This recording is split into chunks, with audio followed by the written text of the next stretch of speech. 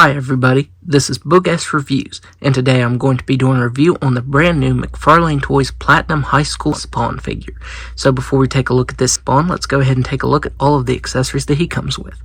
So first up, you get your standard Spawn base. We've seen these used with many other figures in the past. Up next, you get this awesome gold foil card right here with the 30th anniversary logo with two pictures of Spawn. This is the version that we got in the Todd McFarlane 2-pack, and then this is the original blue sketch, and that looks very awesome. And I love how the back of it actually tells what Todd McFarlane's thoughts on this original version was. I think that's really cool to know. Up next, you get this semi-open right hand and fisted left hand. And finally, he comes with a set of alternate accessory holding hands and two necroplasm effects. They're done in this translucent green color, and they do look good. We've seen these used numerous times in the past before. I think the first time was with the Kickstarter Spawn, and then one of the Mortal Kombat Spawns came with these. On my community post, one of my viewers said that we need some new effects pieces, and I agree with that. There's nothing really wrong with these, but I would like to see some new effects pieces as well. So yeah, these do look good, but I do wish we'd get some new effects pieces. So now let's go ahead and take a look at the head sculpt. So taking a look at this head sculpt, this is a very interesting head sculpt, and this is way different than the Spawn that we know now. It really does look kind of sci-fi-like, which that's what the card said. That was originally the inspiration. That's why this has the blue collar scheme, and I think this reminds me of Spider-Man mixed with something from Star Wars. This is a really cool head sculpt, though. I like the red on the eyes right there. You get this little mouthpiece thing right here. It's a very interesting design. I especially love the sculpt of the cape. The cape looks really good. I like how the outer blue is this lighter color, and then you get this like navy blue on the inside here. That two-tone cape looks really good. Would have been cool if it would have been a fabric wired cape, but since this is just a different colored version of the previous one we got, I didn't expect to have a fabric cape or anything. But this mold looks really cool. I love the texturing all over it. The texturing looks really nice. You get the iconic Spawn M arch right here. This time, of course, it's done in white and blue. The chest right here is noticeably glossy, though. Most of this figure is done in matte, and then you can see that right here is really glossy. So yeah, I wish they would have used the same type of plastic, because that matte black color looks really good.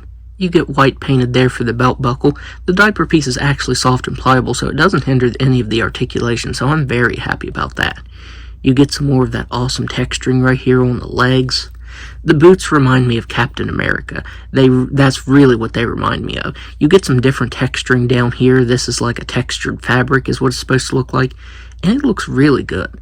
That texturing looks awesome, and then you get these skulls painted over top of it. The boots really remind me of Captain America.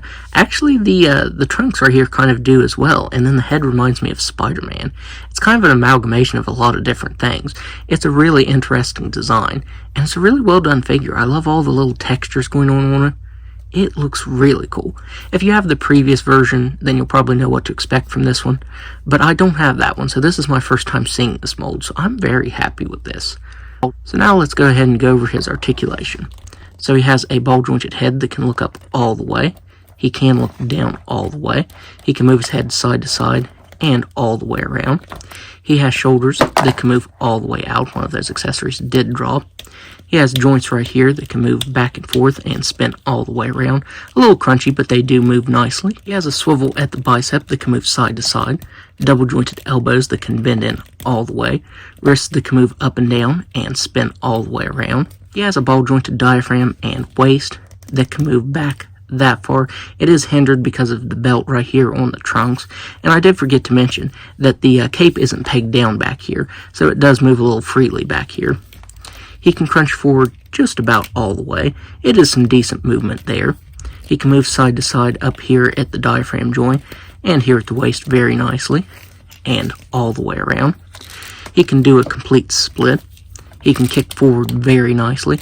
It does make a noise when you move it up, but like I said, these trunks are very, very soft material, so you can get him kicking up all the way, back all the way. Very nice thigh swivel. Double-jointed knees that can move back that far. Ankles that can move down all the way, up all the way, spin all the way around, and toe articulation that can move up all the way. So now, let's do some size comparisons. So first up, here he is next to my favorite modern Spawn figure, the Spawn figure that came with the throne, and this version has the custom wired cape with it.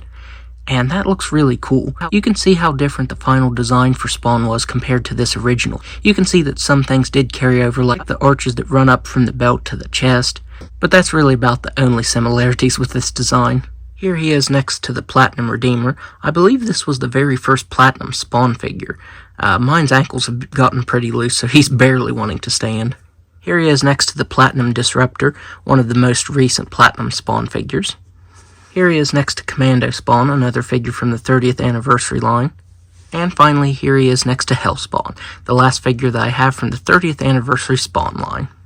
So overall, if you can find this figure, then I would highly recommend picking it up because it is very awesome.